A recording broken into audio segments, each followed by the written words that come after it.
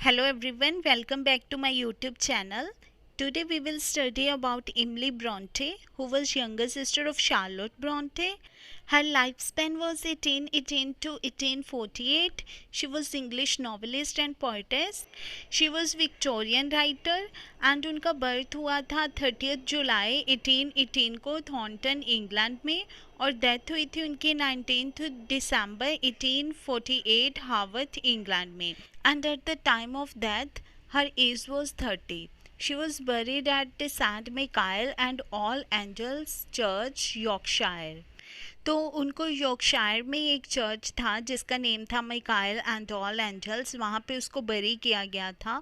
और इमली का पेन नेम था एलिस बेल और उसके फादर का नेम था पैट्रिक ब्रॉन्टे और मदर का नेम था मारिया. और उसके जो एल्डर सिबलिंग्स थे जो इमली से बड़े थे वो थे मारिया, एलिजाबेथ, शार्लोट एंड बानवेल. और जो यंगर थी वो थी N. And she raised by aunt after the death of her mother when Emily was only 3 years old.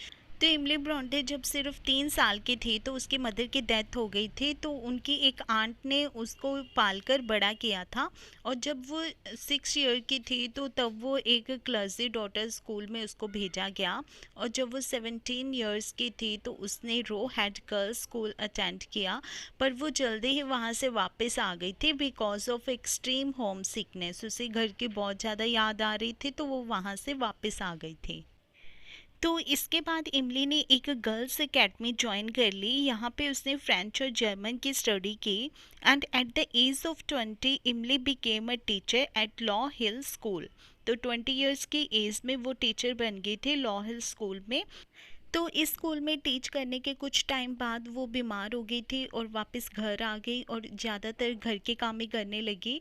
और 1844 में इमली ने जितने भी पोइम्स लिखी थी उन सबको उसने इकट्ठा किया और 2 नोटबुक्स में डिवाइड किया, जिनमें से एक नोटबुक को उसने लेबल किया, उसको नेम दिया गॉन्टल पोइम का, और दूसरे को उसने किसी भी नेम से लेबल नहीं किया.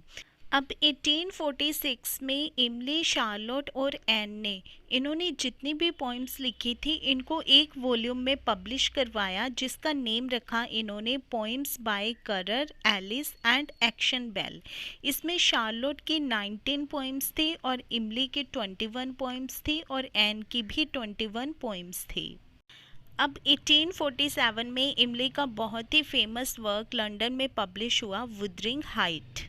और इस नॉवल को काफ़ी सारी मूवीज़ के लिए भी अडॉप्ट किया गया. और इमली ब्रॉन्टे ज़्यादातर एक मिस्टीरियस फिगर रही क्योंकि उसके बारे में बहुत कम इंफॉर्मेशन मिलती है, लिमिटेड इंफॉर्मेशन ही मिलती है. And she also worked as a governess and she died 1 year after publication of Wuthering Height. तो वुदरिंग हाइट की पब्लिकेशन के 1 साल बाद ही उनकी डेथ हो गई थी और उन्हें नहीं पता था कि उनका ये वर्क इतना ज़्यादा फेमस होगा. Now let's learn about his major and most famous work Wuthering Height, जो कि 1847 में पब्लिश हुआ. और इसका थीम था रिवेंज के ऊपर और बेसिकली ये एक गोथिक नॉवल है. और इसका जो प्लॉट है वो लिया गया है वॉल्टर स्कॉट के एक वर्क द ब्राइड ऑफ लैमरमोर से.